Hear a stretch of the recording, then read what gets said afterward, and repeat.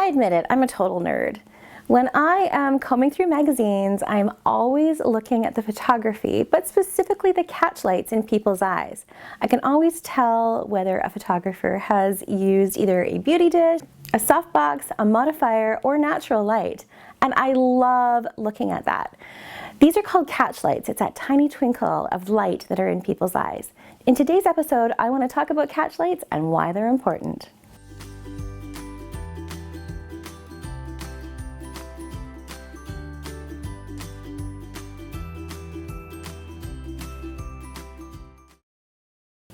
So catchlights are that beautiful twinkle of light that are in people's eyes. And when I was first getting started, I wasn't even really sure what created them. Now, what creates those catchlights is the light source. It can be from a softbox, it can be from a parabolic light modifier, which is just a fancy word for an umbrella. It could be from a window, it can be from a reflector. There's so many different ways of creating light in people's eyes.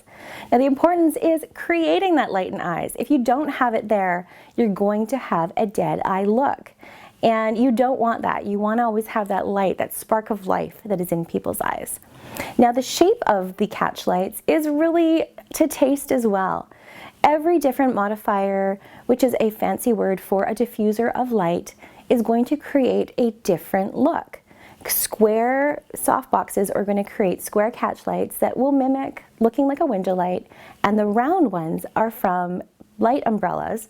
Octoboxes will create different light catchlights as well. When it comes to catchlights, you're going to want to make sure that you are lighting from the head down. You do not want your catchlights coming up in the lower quadrant of an eye, because this is going to give you the most beautiful light and natural looking catchlights. If you're having the catchlights in the lower quadrant, what's happening is you're uplighting your subject, and that's not really an attractive light. That's sort of the same thing as if you were to take a flashlight and stick it under someone's face.